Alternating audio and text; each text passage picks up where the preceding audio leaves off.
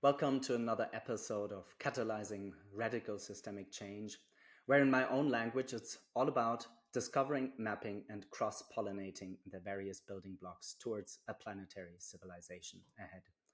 What do I mean with a planetary civilization? Well, bluntly put, you may have heard about the terminology of the Anthropocene. So, we as the dominant species, we humans, have shaped the whole planet that we ultimately inhabit.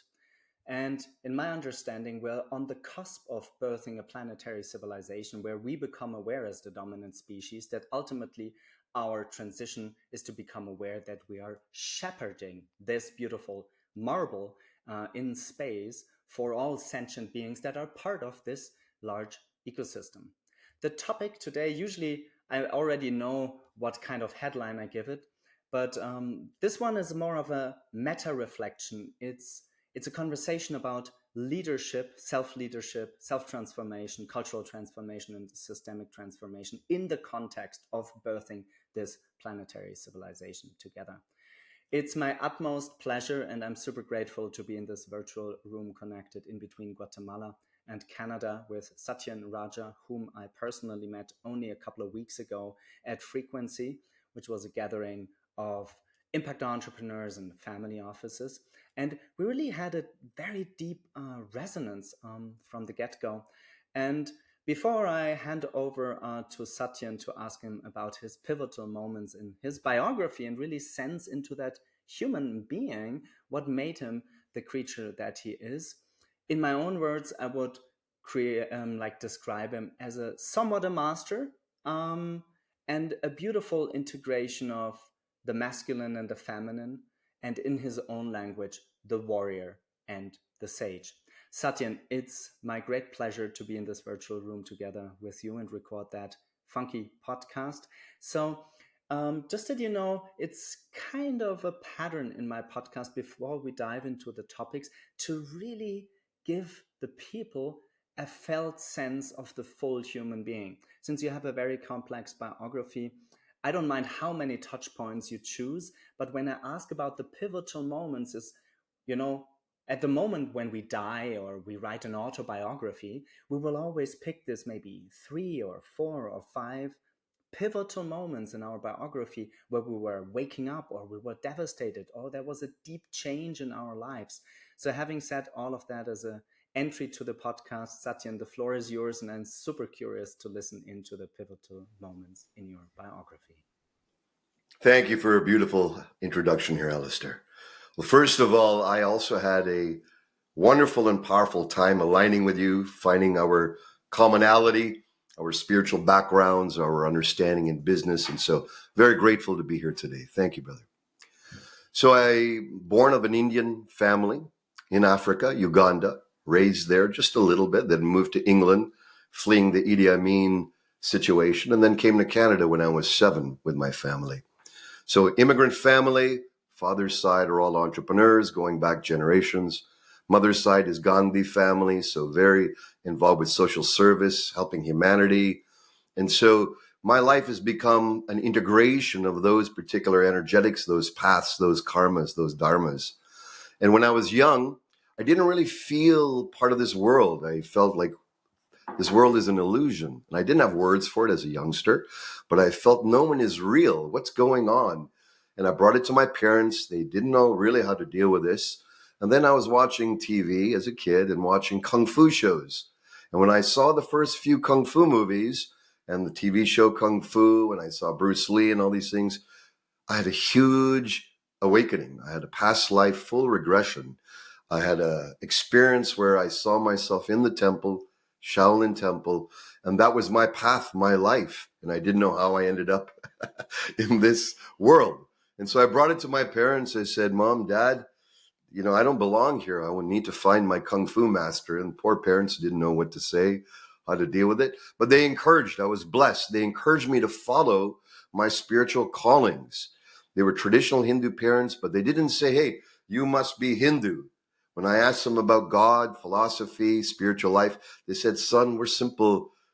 We're your mother and father. We've learned this through tradition. If you want to know about God, you have to ask those who know about God. Priests, mullahs, people who are realized. Go out in the world, ask people, and then you'll find your own path to God. And I was, in a way, upset because I'm like, I want the answer. And I didn't realize what a blessing they were to not indoctrinate me, not put an overlay on something that I had to outgrow. They set me free. And for that, I'm ever blessed. So my life has been on that, since that moment on, a search for truth, self-realization, awakening. And I've traversed the world for 40 years, 45 years now, studying with the masters in many dimensions, from martial arts, warriorship, to tantra, sacred relationship and sacred sexuality, to all the dimensions of shamanism, plant medicine for 35 years, all the way to reality creation, understanding what are the metaphysics, the dynamics of this incredible universe, and how do we align with them in the way of the Tao, in the way of non-resistance and working with existence. And then the core of it has been self-realization. And so self-realization, I came into that path through enlightenment intensives. One of my mentors introduced me to the Zen Koan path, where we're not taking on doctrines, we're in fact dissolving doctrines, dissolving the mind, eradicating it until our truth emerges. So I've been on this quest all my life, and I continue to be on this quest. I don't believe there's any arrival, and I'm blessed to have my wife, since I met in high school, Suzanne, join me through this journey. And I have two wonderful adult children, Shaman and Satori, who are our pride and joy. And, my background also then led me into many businesses, right from young, from running martial arts schools. I became a franchisee of hypnotherapy centers across Canada. And I've been an advisor, a mentor, a guide to many prominent business leaders in the world. But the core is, I love to help people awaken the warrior within them, the aspect within them that never says die, that is connected to spirit, connected to valor, honor, integrity, the higher noble principles of humanity. And the sage, for me, is that which is resting in the already profound knowingness, the isness of existence, the God realm within, and learning to touch that, express that, awaken that. So that's been my journey in a nutshell. We can go deeper if you'd like. Well, we will certainly go way deeper. This is a very as deep as the rabbit hole goes conversations. So let's unpack a couple of the patterns. So I think the immediate deep felt sense of coherence and mutual recognition comes from a fact that we share a couple of puzzle pieces in common. You're older, you're more accomplished, you have achieved more mastery, but maybe to disentangle and then reassemble first, let's say, the way of the spirit to awaken spirit and body work. Because in my own biography, it was kind of odd. I started both Taekwondo and ballet at the same time. But as some of the listeners know, I've mainly been focusing on a very classical path of ballet, and then later on stacked yoga and tantra and other bodywork modalities on top of that. So from an integral perspective, without giving the whole full shebang of Ken Wilber, I think we have various lines of development. And what I find very interesting is when I see people that have only pursued one path, let's say they're meditating for 25 years, they're really on the cushion, they're very devoted to their meditative practice in whatever lineage. Could be in a Hindu lineage, could be in a Zen Buddhist lineage, could be Christian contemplation, could be whatever, but they have not yet trained their, let's say, gross vehicle, the physical body. So let's get a little bit creative. Like, why do you think, and from your thousands, if not tens of thousands of mentees and clients, where do you see this an important piece to integrate, let's say, modalities of body work in the broadest sense and the path of awakening, and why? Really great question. When I was young, Bruce Lee was a major a major inspiration for me. And he said, absorb what's useful, discard what's not. I'm paraphrasing, and come up with your own creations. And that really led me to test my Kung Fu and many other modalities. I wanted to test, does it really work? Is this just something coming from tradition? Or does it have actuality and substance today? And I found out, unfortunately, a lot of the metaphysical ideas and trainings and developments, they were, if you will, old crusted caricatures of what truth is. They were truths years ago, but they formed around a crusted way of being and then became, that's the law. And unfortunately, we don't grow that way. Life is always blooming. Life is always growing. We got to be fresh. So I've been on this pursuit to continually test these realities for their efficacy in life. We're a whole being, physical, mental, emotional, spiritual. So yes, I dove deep into Kung Fu, and I got deep into that since I was 12. And around 17, my master said, it's time for you to learn the healing arts. Because you're learning the yang arts, you're learning how to kill, warriorship, these particular very intense realms, but you also need to learn how to heal. So I initiated in shiatsu therapy, acupuncture, Chinese herbal medicine. That started at 17. And by 19, I had a clinic in the daytime and teaching martial arts in the evening. And in the clinic, I was able to meet so many other practitioners in so many realms. And I realized there is no absolute one way to grow ourselves as a human, to grow ourselves as a society. This is religious doctrine. This is some type of narrow mindset. So I truly believe in the power of cross-training. Even today, I train in multiple martial arts. I have multiple guides, mentors, advisors to make sure that I'm filling out certain dimensions in my being. And I think it's imperative as leaders today that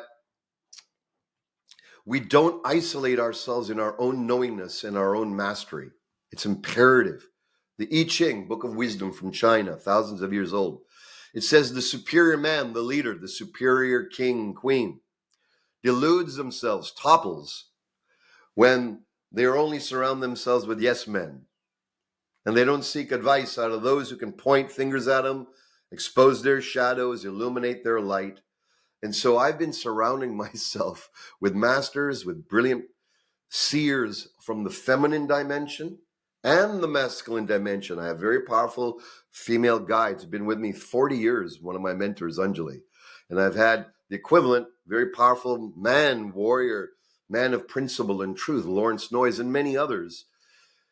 I think it's essential in this day and age that we don't succumb to our own prominence as a leader. We don't succumb to our own success as a leader. These are catapults to deeper awakening. If we look at the hierarchy of needs of Maslow, the highest ones are self-actualization, self-realization, and ultimately service to the whole. This is the ascent that we all go through the chakras, through our evolution. And those who feel that they've arrived are the ones that are going to get toppled the fastest. My Kung Fu master said to me, Satyen, it's better to be humble all the time than to be humiliated all at once. So I've used that as a benchmark, a hallmark to stay clean on the path. And I believe we all can do that, especially as we rise in our leadership and potency and influence in the world. Amazing. Again, disentangle and reassemble. You were using the word cross-training. So I don't mind if you take real clients or we aim as prototypically creating in the next chapter a couple of avatars out there. So give a couple of examples from my side. Like I said, this is more of a creative conversation than many of my more type interview podcasts. And I give you one. So I never did psychedelics or the sacred testament of plant medicine up until my early 30s, mainly because I had an early childhood accident. I was carrying what you call a shock trauma, luckily not a developmental trauma. And I needed like years to, let's say, unpack that up until I had, so to say, the stamina and the inner will to break through my own barriers using psychedelics. So the example that I want to sketch, and I've literally never mentioned that in a podcast, but that I often see is two archetypes. There's those archetypes who only jump on psychedelics way too much, way too often, but they don't have a dedicated, lineage-based monastic tradition and the devotion to a true master, to follow this guide for, let's say, 10 years, 15 years, 20 years, not only 2 years. And they constantly jump to achieve that state of oneness, unity consciousness, bliss, whatever you want to call it, these extraordinary states of consciousness, and kind of abusing the sacred sacraments of plant medicine. So I would say that's one avatar. And I usually tell those people, sweethearts, you will never get rid of your urge to continue to do the next ceremony and the next ceremony and the next ceremony if you don't have a dedicated path to train and evolve your way to loosen your grip of the ordinary mind through, for example, a meditative, devoted practice. So the other avatar, which was the avatar that got me interested in going into plant medicine, were people that felt a little bit, let's say, a little bit stiff because they were sitting on a meditation cushion and they were like, for example, a Zen Buddhist master.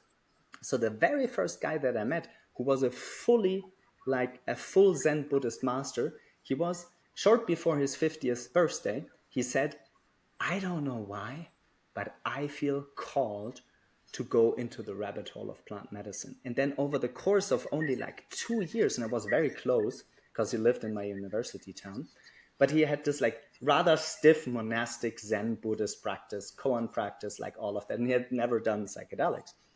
And I saw him like loosening and a deeper sense of integration and a deeper interest in something beyond the monastic practice that suddenly got me interested. This was maybe 8 years before I even tried psychedelics myself. So anyhow, there's these two avatars. Some are heavy on the plant medicine side. They need a daily practice. And those who have a daily meditative practice and who have just been too afraid or it has been a taboo in their circles. So I wonder, you can either riff off of these two archetypes or sketch some other ones, because there are many, like, I think, different avatars that we can help those to get inspired to integrate on a deeper level within themselves. I'm really glad that you've asked this. This is a very valuable topic to illuminate for us leaders. So thank you, Alistair. First of all, plant medicines are meant to be used in the context of a sangha. Sangha means a spiritual circle, a circle of fellows who see you, strengthen you, wisen you. You can let go in, you can get strength from, you can share your darkness, you can share your light, and you're growing together. The idea of a sangha, a community of fellow practitioners, fellow spiritual seekers, and spiritual finders. You see, we find things in these plant medicines, and if we just don't apply them in the context of the rigor of a community that says, hold on a sec, what have you realized? What wisdom have you gained? Now, where are you now? And what's the context of you living those wisdoms that you've gained? Are you 2 out of 10, 7 out of 10 in the living of those wisdoms, 10 out of 10? Then rather than doing another 5, 6, 7 plant medicines, live what you've learned. Live the wisdom. These plant medicines are sacred gifts from Mother Earth, from Gaia, the portal of the divine Gaia. When she's giving you insight, wisdom's transmissions, we piss on her and shit on her when we don't live it. Then we just drink of her as another intoxication to escape from the harshness of reality. These medicines are meant not to escape from the harshness of reality, but to cope, harmonize, synergize, to become more potent in the navigation of life's experience, from love to business to sex, to raising children, to being in community, to being a whole human. This is imperative. Then you have those who are on the deep meditative sides, which as I was for many years. I started in very intense Zen meditative koan immersives. We're talking Zen sessions that were so intense, people are screaming to get out of it like within few hours. Not only did I sit on many of those, I was involved in over 100 over 30 years. And giving, sitting, having tens of thousands of students doing meditation with us. What I came to realize is that path of illumination without medicine gives you the direct experience of your true nature. Who am I? The divine self that transcends all duality, that transcends the temporal, that is non-located, that is non-dimensional, the isness of being. That's what these meditative, if you will, enlightenment methods produce. They bring someone home to their true self. That is a foundation, not the exalted last effect. That is the foundation I came to recognize for true, deep spiritual growth, not just flitting around the worlds of phenomena. And that's very powerful in the realm of meditation. It seeks to help you disengage, dissolve, and let go of phenomena, lights, bells, psychic phenomena, all these downloads that we hear about nowadays with the youth. And all these are phenomena. Phenomena is not truth. They're bamboozling us to think it's truth, but it's not. So these meditative processes from Zen, yoga, you name it, they help us awaken to truth. Now, once you have that, I am this. This is the nature of life. Now, how do we navigate life? This is where plant medicines can come very powerfully in. As you shared, in the context of great leadership, someone who's masterful, those who are masterful in holding the space safe and allowing you to open in a very clear, direct way without their fancy shamanism taking over the experience and their regalia taking over the experience. You don't need any of that. It's all bullshit. What the plant medicines reveal to us is the multidimensionality of the true self. The true self is recognized through meditation and enlightenment, and then the multidimensional universe within, without, those distinctions fall away, are what plant medicines reveal, the hidden corners of all existence. We get to traverse and play and experience realms, portals, dimensions that expand us from this temporal viewpoint. Now, we must come back from the high. You go to the peak, as the old story says, you remember the world as it looked like from the peak, but that scent, that wisdom, that knowingness, we must come down to the ground, the valley, and then say, honestly, am I in congruence with what I have discovered? And that's the real work, whether it's meditation, whether it's plant medicine, or any form of spirituality. We're in an era now where it's not more that we need to learn. We need to apply, live, ground what we already know, and move from victim seekerhood or weakened seekerhood, unless you truly are a seeker, to those who have found, lived, integrate, and move the world forward in a very powerful way. So what I really love about you is this fierceness. I want to mention something that I truly think is an ingredient often overlooked, especially from the plant medicine heavy folks, is the Sangha. So there's a saying which says the new Buddha is the Sangha. So I will paraphrase before I hand over. You were mentioning the context of community, and the Sanskrit word for that is Sangha. And the accountability, what it means that if you had your peak experience and you had a couple of exits or whatever, so you have amassed a lot of self-mastery and the power, but ultimately it comes down to the other and the others holding you accountable for how many or how much of the realization that you think you have grokked, you really land in everyday mundane reality. How do you raise your children? How do you treat the people in your companies? Where do you invest into? Are you really that lighthouse who lives up to the principles that you think you have mastered? So, since you're older and you're a couple of decades longer into that divine play of Leela here on the planet, I wonder, why do you think the Sangha is so important? What different aspects in the Sangha have been critical? For me, it's usually sex, money, and power, right? It's the big three hidden taboos: sex, money, and power in a Yes. Sangha. And why do you think a Sangha is so important when it comes to holding, especially the more and most powerful creatures on this planet that show up as leaders, hold them accountable in the context of a Sangha? Because we're all full of shit. And we're all full of grace and godness. We're all full of demons, and we're full of angels. The Sangha, the spiritual community, I started very early. My Kung Fu school was my Sangha. The fellow students, my teachers, and we held each other not only accountable to our shadow, which is what a lot of people think is what the Sangha is about, or the spiritual community, so we can reflect, and that's very important, and I'll get to that. Also, what's important is holding each other to our magnificence. You're better than that. You shouldn't be doing that bullshit with your wife. You shouldn't be doing that. You should need to spend more time with your family. What are you doing? You just made a few $1,000,000 and you're out again on the road? Take the time, invest with your wife and your family. Bring them back home to your heart. Go splurge for 3 months. You don't need to work anymore. These type of things can come from the Sangha, to hold each other in magnificence. Once we've experienced the magnificence and someone sees yours, you see mine, I see yours. That's why we have that beautiful bond.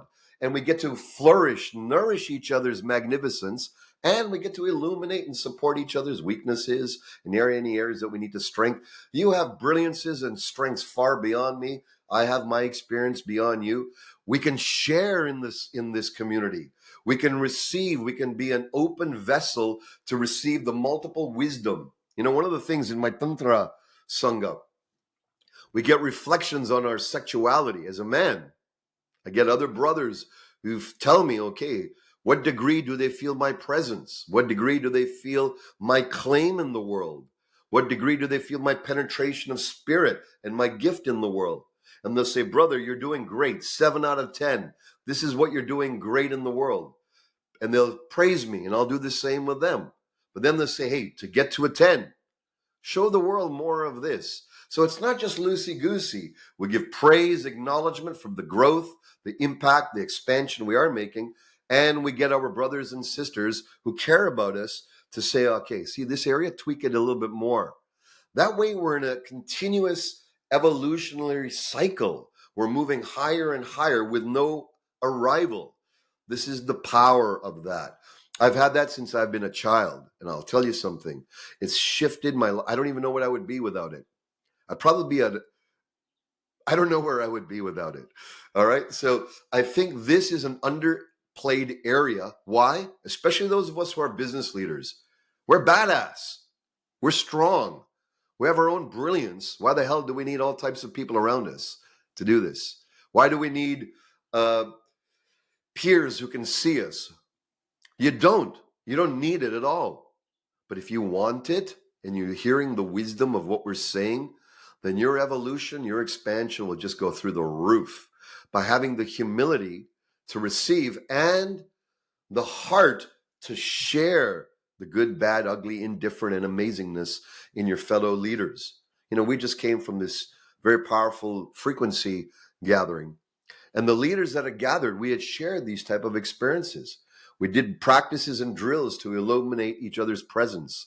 We shared where there's shadows and how we can grow them. And we shared what we can do to become even more potent with each other. You can be even more potent this way. Tone this down, tone that up. Ah, you release this, brother. Ah, sister, claim that. This is the beauty of leadership in this day and age. We stand strong in our sovereignty, and we hold in embrace our fellow humans, that we get to co-share love and grow together. If not, it's a damn lonely path. It becomes very lonely at the top. Trust me. Let's stay there, because truth be told, it gets very lonely at the top. And I think the mutual recognition in the context of Sangha, in the context of our two biographies meeting and sensing both into our relationship and what we may want to birth together, has a lot to do with a non-local, global, felt sense of Sangha, yet many of those are still stuck in one paradigm, one vertical, just entrepreneurs meeting entrepreneurs, investors meeting investors, spiritual warriors working with spiritual warriors. So there's something unique in between both of our ecosystems, meaning the sum total of all the relationships, the paradigms, and the ontologies we're holding, and that we've given like all of our life force to birth, to sense each other. So I give you a little bit my context. So as many of the listeners know, I've been basically devoting my whole life into two pillars, I always say in my biography. One of which is a trained macroeconomist, so very macro guy that basically, because my father was founding member of the German Green Party, grew up with the systemic question.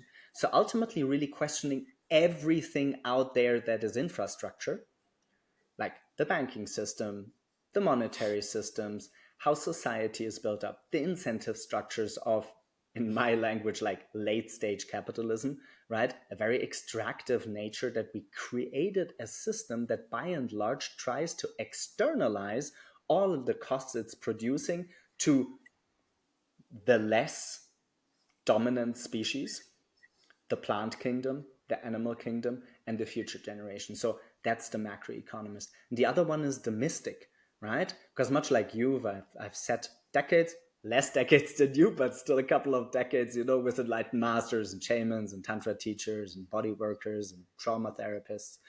So in the context of the Sangha that I think is somewhat out there, but many of them are still stuck into, I would say, a rather narrow vertical. And it's usually too many of the same brew, right? Like I said, it's usually family offices with family offices, plant medicine, people with plant medicine people, the monastic traditions. So I wonder, let's stay a short moment with the context of the Sangha, because the ecosystem you build covers a big variety of people you have touched over the last decades. So do you have any idea what could be a vector, an attractor to gather the global Sangha, and maybe share that in the context of you're closing if I remember rightly, so a 13-year chapter, and you want to birth something new. So what's the Sangha that you imagine that can be very powerful in the context of personal transformation, cultural transformation, and systemic change? Beautiful, Alistair. I'm really enjoying your deeper inquiry here. I've been leading a CEO dojo of very powerful business leaders, founders, who are all on the spiritual path of awakening, but are badass in business, inventors, scientists, tech masters, you name it, many industrialists. What's unique about all of us is we have a desire for continuous growth in our businesses, growth in our relationships. I call these the freedoms: faith, our spiritual attunement; family, our family dynamics, making them whole and joyful and filled with love; finance, not just the money aspect of earning, but earning, saving, spending, investing at a psycho-spiritual dimension so that we're whole within. Fitness, vitality, fitness of mind, body, and spirit is essential. And then fun. I call these the freedoms. Why? Because many of us entrepreneurs, we put so much dedication into our businesses and our growth, and sometimes we make fun in our enjoyment the last thing.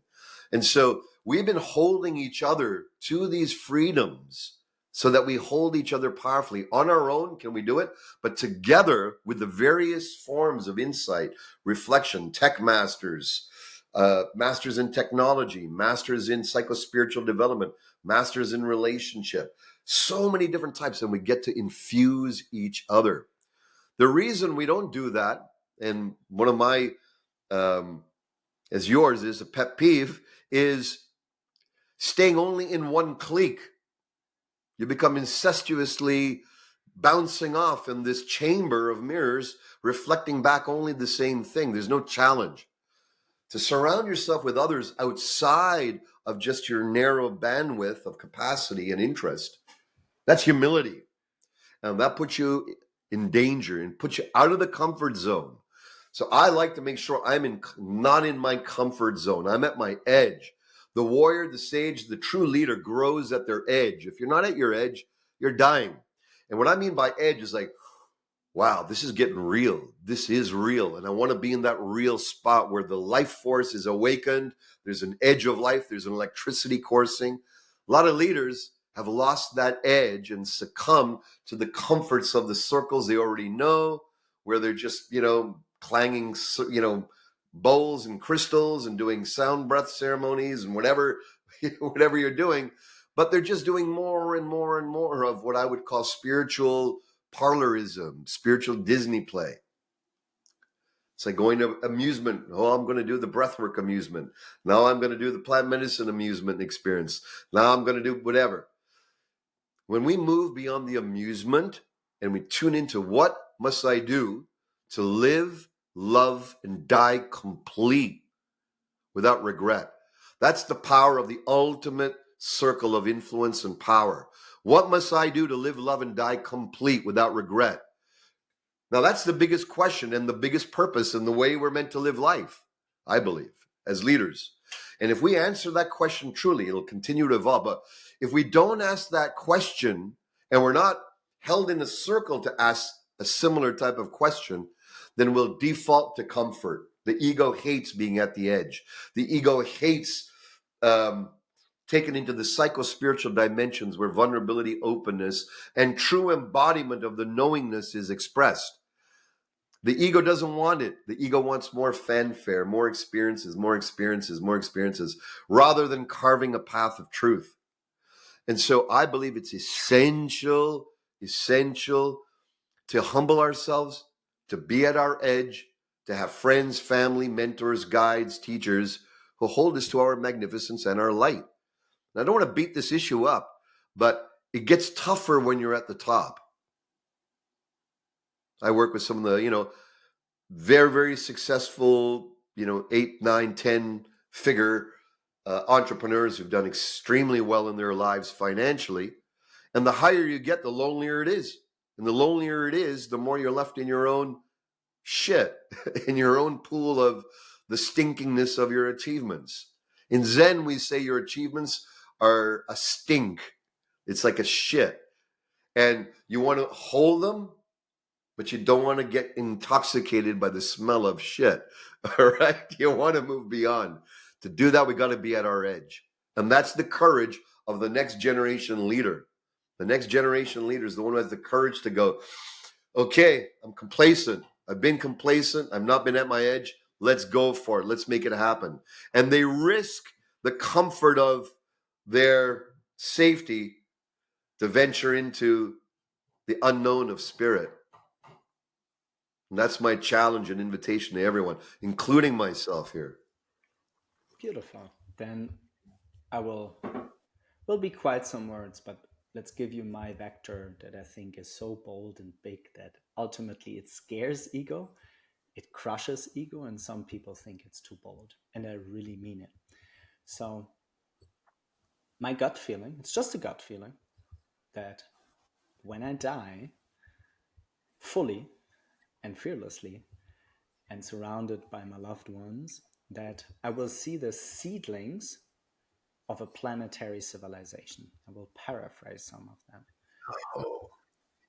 Usually before a new paradigm is born, when we look at the last big civilizational collapses, and we're right in the middle of heading into one big cycle. Some say the biggest cycle in 500 years. That's also my sense.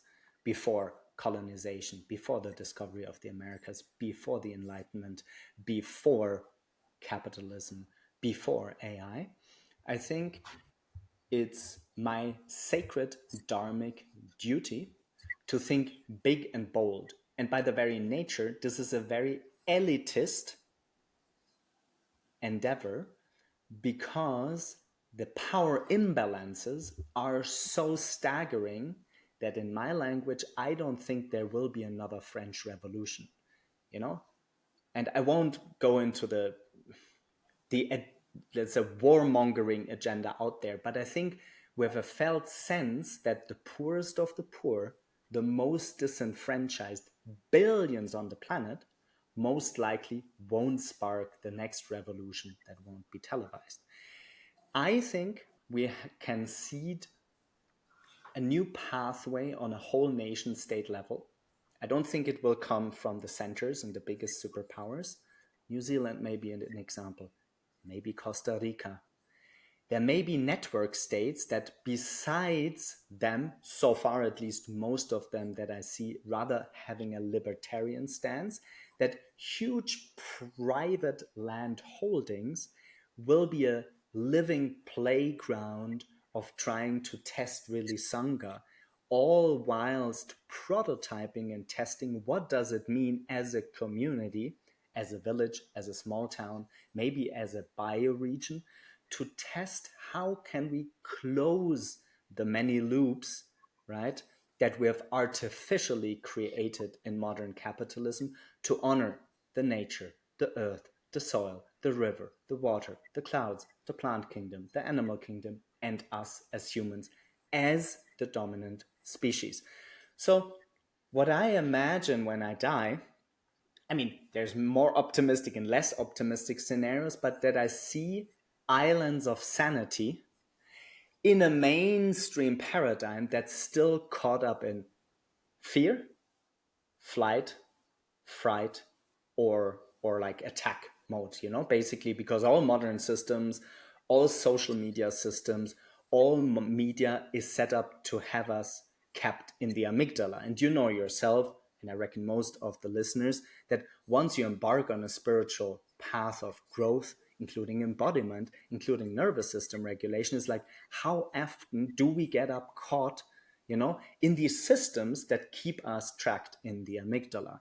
And once we as entrepreneurs, since we're both talking from entrepreneur to entrepreneur, we have made sure that the basis is covered, and we discovered this like rich panopticon of possibilities that we can create, I think we all ultimately are called to serve really big and bold ideas. Anyhow, these were many words. In the context of your Sangha and what you want to birth onto this planet in your next life is, where was resonance? Maybe where do you disagree?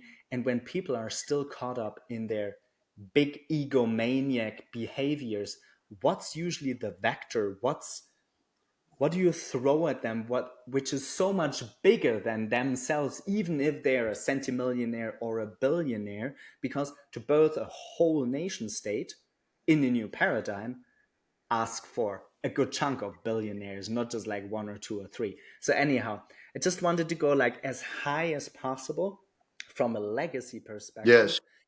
Yeah. And ask you this systemic change question, like how present is this in your circles? Like how big and bold dare the people really to dream, and then ultimately to transform 3D material reality out there?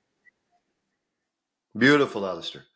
I've had the privilege, the humble honor of working with very ultra high wealthy people, from many different dimensions, from entertainment to rock stars, prominent athletes to CEOs, founders, billionaires, CEOs, you name it. Here's the thing. When they come to me, usually they're not coming to take themselves to the next dimension of their growth, their expansion. They're usually coming with shit in their family life. They're usually coming stuff with their relationships are in a 911 stage or moving towards that rapidly. Stuff with their family life, their health, or a deep feeling of existential meaninglessness. Like I've got it all, the world says, but I don't have it all. And I would trade this for fulfillment and happiness. This is common. This is not something that's expressed. We don't edify this in the media. We only edify the bling and the achievements on the temporal plane, but we don't show the lack in the soul, the dissatisfaction, the emptiness, the hollowness in the soul. So people come to me not usually knowing why they're always there, but the common thread is an emptiness at a soul level, a disengagement from the vitality, the evolutionary life force. It's sort of been flat for a while, or there's no meaning, there's no spark. And why there's no spark? Because they haven't challenged themselves to the next level. They have no one to challenge them. Everyone around them, they're the ones that are challenging everyone else. They're the ones that are seeing the magnificence flowering, nourishing, coaching, mentoring the others. They don't have anyone. And the ones, when they try to find others, there's no one who operates at their level. They can find some spiritual guides, but who know nothing about business. They can find business guides who know nothing about consciousness and wisdom and relationship. So for me, the first thing that I start off with is, what's the frickin' problem in your life right now that's keeping you from the full fulfillment of joy, your inherent freedom, and the love that we're meant to experience? You see, my experience is through enlightenment is that we are love, we are freedom, and that the illusion of continuously seeking freedom, which is the masculine illusion, one day when I've checked off this, then I'll be free. The feminine illusion within us is one day when this happens, I'll fully be loved and be able to love fully. It's a postponement of our reality. So that's the first thing I point out. I take the leaders into a very powerful experience of self-realization, awakening, where they wake up and they go, I am the freedom I've been seeking. I am the love I'm seeking. And then you know what happens? In self-actualization, self-realization, I believe, to me, this sounds like a lot of people think it's up here. It's not, it's the base. And we can get there quickly, because here's the result. Symbiotic consciousness. To me, that's the essence of all the problems and the beauty of the world. All the problems we have all the resources, we've got all the money, we've got all the inventions, we got all the science. We can create utopia here on this planet in a short period of time. What we don't have is symbiotic consciousness. We have great theoreticians, we have think tanks that talk about what we need to do in the world and how to systemically create it. But have they gone through an awakening where they feel, I am one with that brother, that sister, I'm one with the Africans, I'm one with the Indians, I'm one with the Jews, I'm one with the Palestinians, I'm one with I'm one with all. I am that which is the symbiotic wholeness of all. This is a tacit experience that people have on plant medicines in a profound way, some of them. People have enlightenment experiences, their interconnectivity, their interconnectedness that's prior to any separation. It's a reality. This is not some pie in the sky altruistic vision. This is who we are. It's our human nature. Now, we've forgotten, it's been shrouded, it's been beat down, it's been distorted, it's been manipulated so that those in positions of power do not allow us to feel our symbiotic relationship and gain power from our constant, endless struggle and strife, as we see constantly going on in the world over and over and over again. To me, the leader who has the courage to step into the fire of self-awakening, is not awakening just for themselves. They're awakening for the whole. And we grow through stages. First, you gain me. You gain all the things that the me ego identity craves: success, significance, reputation, financial freedom, whatever, candy on your arm, you name it, whatever the ego wants. After it's achieved that, it's dissatisfied. It wants more. Now, to get more, it can go either more into the insanity that we see of craving, consumption that we have in the world, all the way going to the dark corridors of sex, power, and money and manipulation, going way down to try to get even more to fulfill the ego's voracious appetite. Every morning it wakes up and it says, you got to do more of this ego stuff. And we feel like a slave to it until you go, enough. I'm not that. I'm something deeper. This is a recognition. This is a holy moment. And those who step into that holy moment and go, okay, I'm ready for self-awakening. I'm ready to take my place in my symbiotic relationship with the whole. I'm not going to lose power. I'm not going to lose fame or significance. I let them go. And in my symbiotic awakening, my natural gifts will come even more on board. My brilliance, my resources, my teams, I can become even more of a potent force of change, systemic change, while enjoying my own life and while creating betterment for the whole. This is not a pipe dream. This is our evolution now.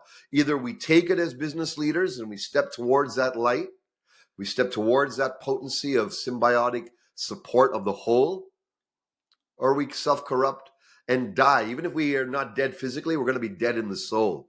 Some of us are already dead in the soul. And the only way to resurrect it is to recognize your relationship with the whole, which brings a whole new life force, a whole new meaning, and a humbling of the ego and a potency of capacity. Wow, this is a very interesting synchronicity in our relationship. So I want to first share where I agree. And then I want to explore a Gordian knot that you just shared, but I will share from a different angle. So where we agree is before shadow work, before embodiment, before transforming 3D reality, I agree from a Buddhist perspective or a Hindu perspective, it's truly about self-realization.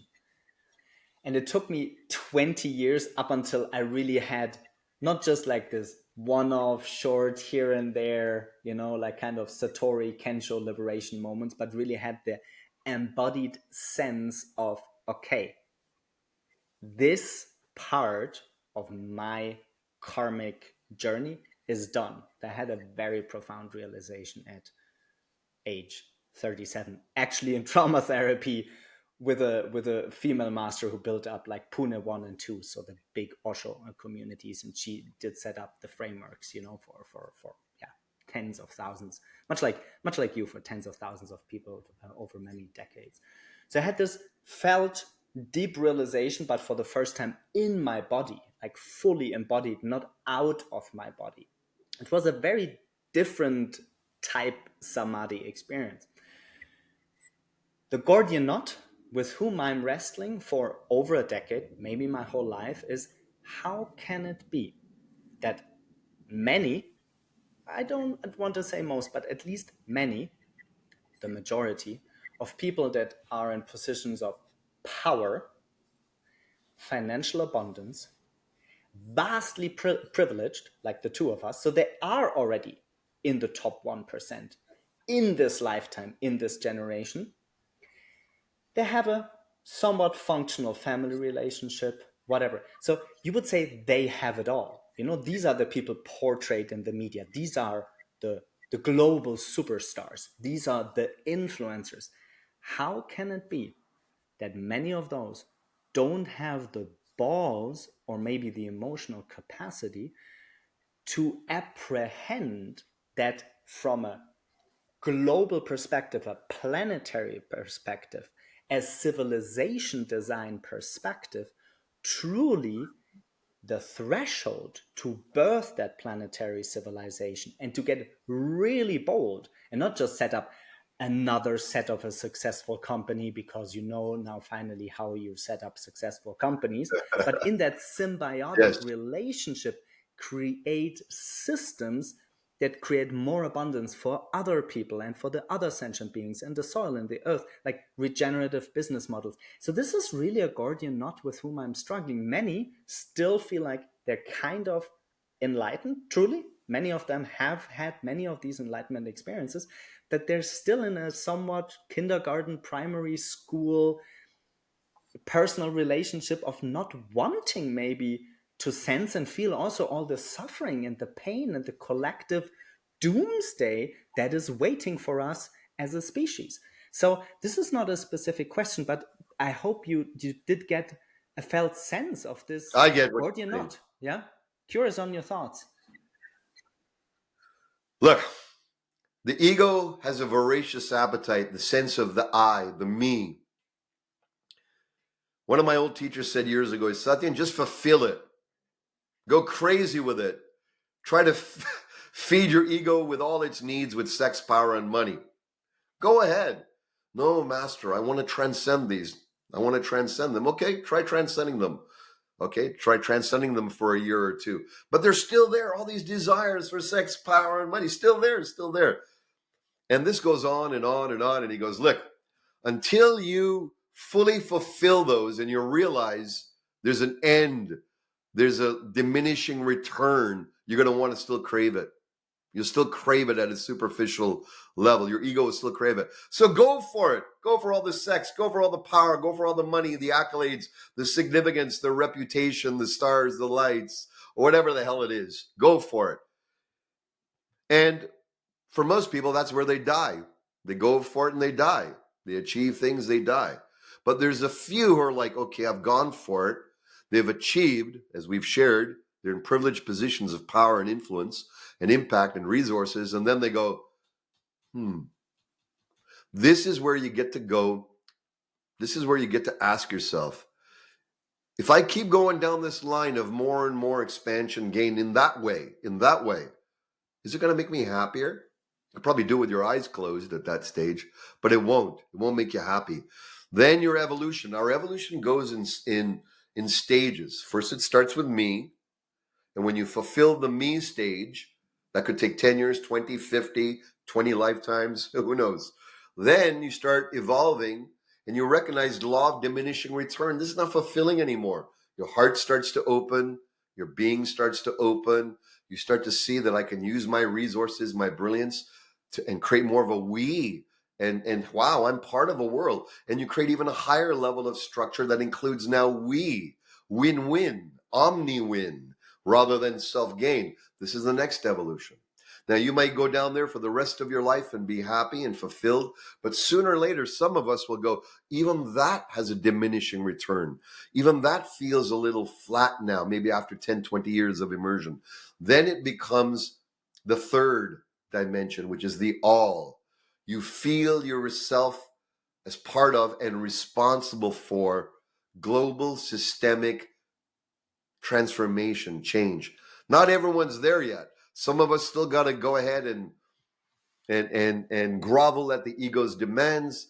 Some of us are elevated to the omni-win green meme where we're all taking care of each other and supportive.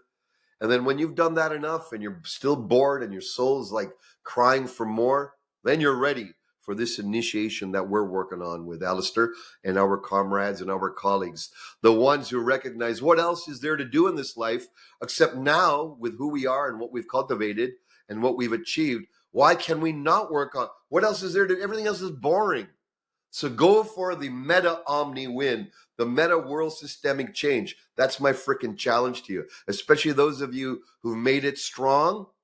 That's the edge that I walk, and that's the edge a lot of us are walking. And those who have made the transition, jumped from the first to the second, and now ready to go from here to there, they're flying because the universe is supporting that right now. The universe is omni consciousness. The universe is supporting all leaders, and their businesses are flowering, their hearts are flowering, their relationships are flowering. Those stuck in just the win-win or the me, they're dying. They're dying. Their soul's dying and their body's catching up. Here we get a rejuvenation because we're tapped into the prana of all existence. What else? What other game is there? Everything else is freaking boring. I love it. So I love the omni win. So let's start the next chapter like that, because I truly feel those who are still caught up in the diminishing returns for the ego, right? We need, I would say, part of our core audience is they may still be caught up in some of the diminishing returns for the ego. That's fine. But at least either the pain or the glory and the legacy you can leave behind if you're attracted by creating omni-win situations through your privileged position of power, money, influence, lever, portfolio, investment. Because I truly feel it. It's like I feel like we're somewhat the third to fourth generation with people that even just were apprehending the planetary dimension. I think the first generation were the classical hippies, right? The classical hippies, Buckminster Fuller. Yes.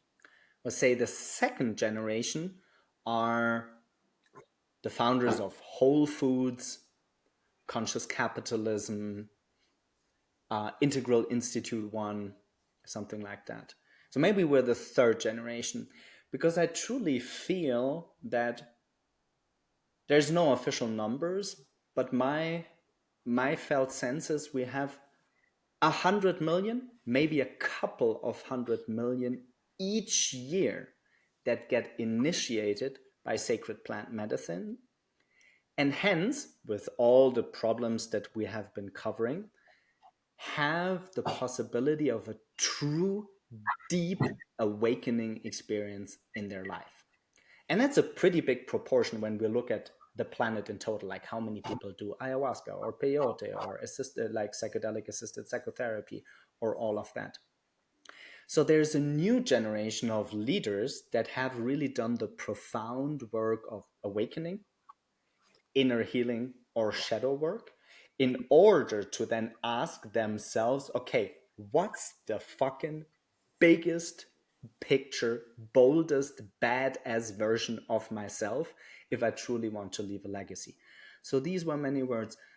I want to now use a framework. It's called the Horizon 1, 2, 3 framework. And I reckon most of the listeners will be familiar with that, so we won't explain the framework. It's basically, what can you manifest in a year's time or 2 years' time, so a rather short time frame, a midterm time frame, let's say 3 to 5 years, and then we can either jump into 10 years or truly a legacy perspective. And I want to have this conversation in the context of both of us, meaning, what do you think you can realistically manifest in a short time frame, in a mid time frame, and when you leave the planet, you leave the body, you look behind, what's the boldest, most badass version of Satyen? And I will tie into that.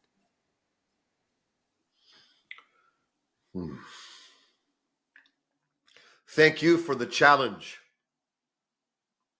to express this and to make it public. My mission is to enlighten, unify, and mobilize leaders for the higher purpose, for the higher good, with other brothers and sisters like you who are doing this in our own unique way on many dimensions: physical, mental, emotional, financial, societal, you name it. In a year, I see a new dimension. What we can achieve, what we will achieve, and what we are achieving now is a new level of Sangha. A Sangha of these people moving from me to we to the all. And I see a group of powerful, potent leaders working at this level with you and I and other colleagues, truly operating at this total dimension of being and potency, and evoking, supporting, loving, and keeping each other on the bar of systemic world change. I see that happening in a year. Absolutely. It's already happening. And in a year, it's going to be solid, grounded. In a, let's say, a 5-year frame, I see us supporting and initiating these type of potent leadership groups around the world, helping them on all dimensions of their being. These dimensions I talked about, the inner and outer. Why? Because the new leadership must take into account the depth of the inner equates to the expansion of the outer, and the service and the potency of the outer. I see that happening. In 10 years, with the potent circles that we play in, Alistair, we're going to change the world. We're going to turn it from the brink of self-destruction, and we're going to bring it into consciousness and betterment, and moving us towards a unity on this whole planet. 10 years, I absolutely guarantee it. I don't care what gloom and doom is out there. The universe never gives up on us. God never gives up on us. Our guides, our spiritual nature will not allow us to be crushed, not allow us to self-destruct underneath the weight of our ego and our separative forces. So I see us being I see us being true warrior sages, true holders of the world, true servant leaders. And I see us flourishing and awakening servant leaders around the world who are strong in their body, mind, and spirit, open in their heart, embracing in their values, and that we're not exactly the same, that we enjoy each other's uniquenesses and we flower and flourish in each other's uniquenesses. That's in 10 years. Business leaders are the ones that are either going to destroy the planet, because we got way more power than politicians and clergy and religions, way more in this generation than ever before. Or we're going to start opening the doors for a true utopia, a grounded utopia, a grounded omni-win place that works for all.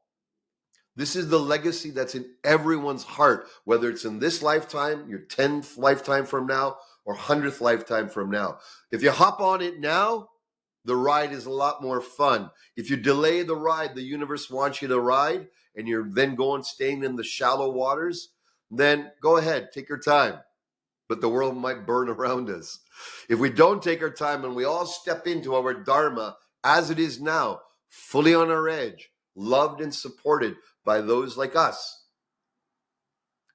then we create magnificence here. And I don't even know what that looks like. With all the AI, robotics revolutions, quantum computing revolutions, these things with our consciousness will be servants to a whole world. And that's the world I see. That's the world I'm playing in.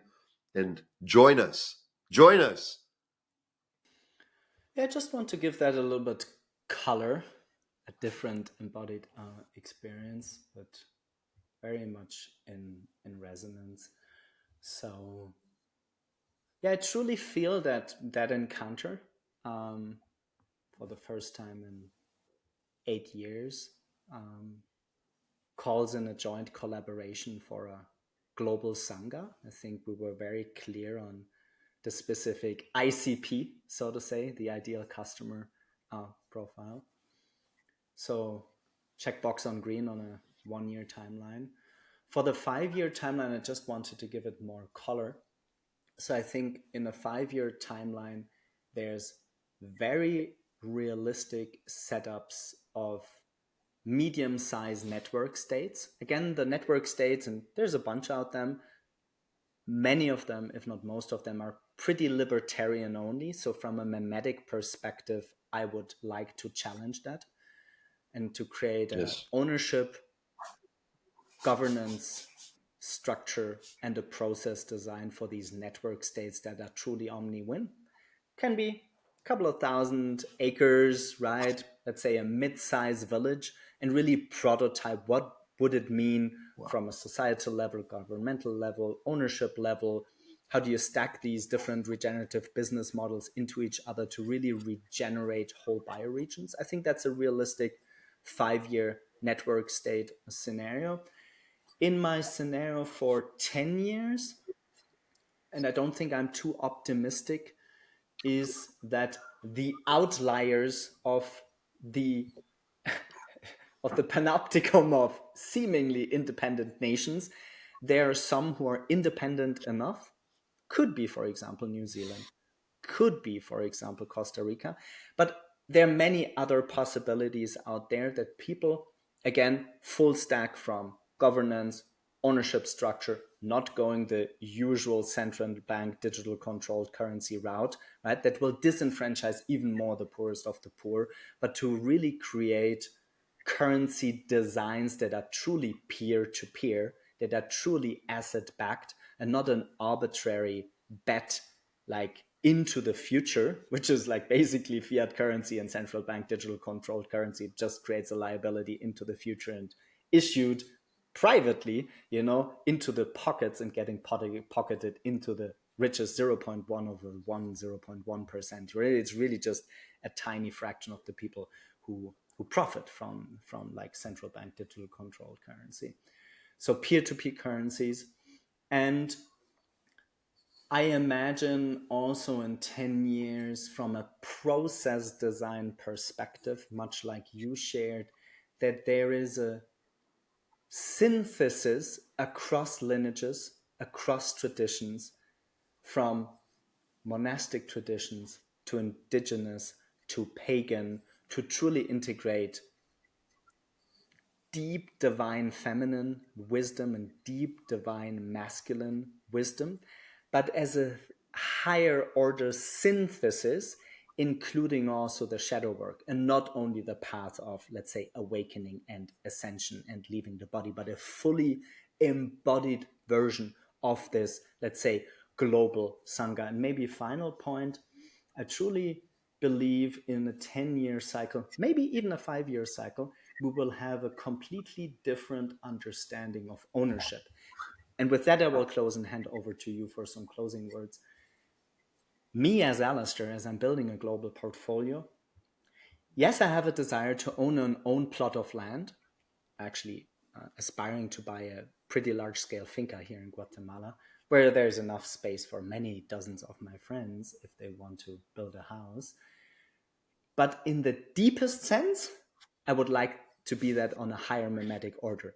I'd rather own a piece of an ownership structure that allows me and my family to have the rights to live for a certain amount of time on a beautiful plot of land.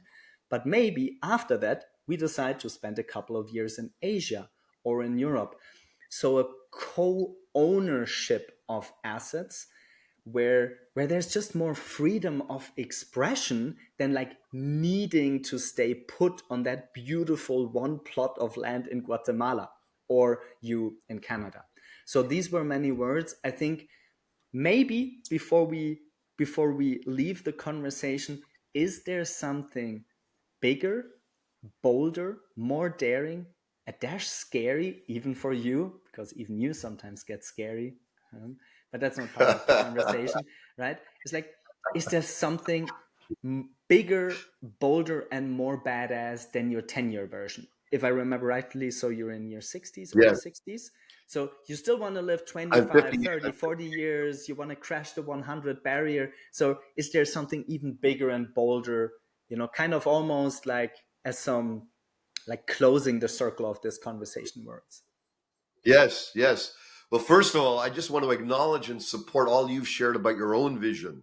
And however I can support that vision with you and lend you power, energy, and insight, it's my joy because you are a man who really is holding this omni consciousness and the multidimensionality, which I so enjoy, which I feel is needed to approach, the financial structures, the macroeconomics, right down to the human dynamics of reality. So thank you, brother.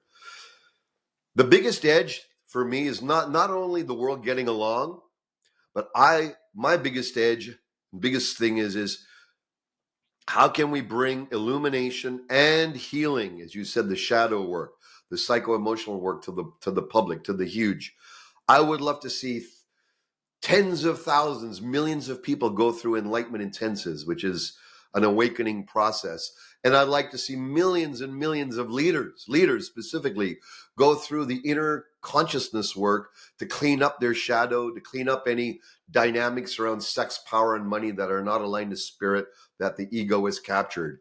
And so, yes, awakening, healing, mobilization, enlightening, unifying, mobilizing our leaders in a really potent way. I think that's the big edge because who else is going to do it? And it scares the shit out of me because it's a lot of responsibility. And yet I know I'm equipped for it. And I know you're equipped for your gift, even though it's an edge. And I know everyone who's listening is equipped for an edge of service far, far beyond the game that you're playing now. Either we play it or we succumb to comfort. We succumb to whatever the hell we're succumbing to.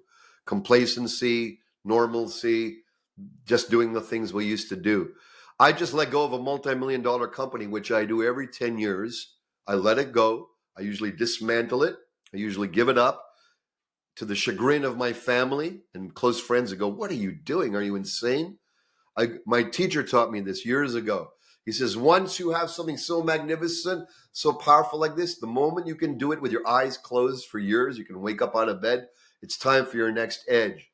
He would give everything up. And he was my inspiration. And every time I let go of good, like the book, I received great. I received the transcendent. I received more love and freedom than I could ever imagine, and a fulfillment in my soul that just keeps going, that can only be found in the leap of the edge of our gift. So my last words to everyone is, all of you who are the most potent, resourceful, capable of beings on the planet, it's our time to show we are not at the top, but we're at the bottom of the world as king, queen, servants of the whole. So rather than ascending, let's take the time now to descend into the rightful throne of being the omni-servant of existence and sentience. Beautiful. I really have nothing to add. I wanted to end with a prayer. So may these words of Satyen be with you and inspire you to wake up, heal your shadows, and in my words, like show up and make a difference in this beautiful transition we find ourselves as humanity to birth that planetary civilization that we all know in our hearts as possible. Thank you so much, Satyen, for this deep conversation. Thank you, brother. Thank you. Bless.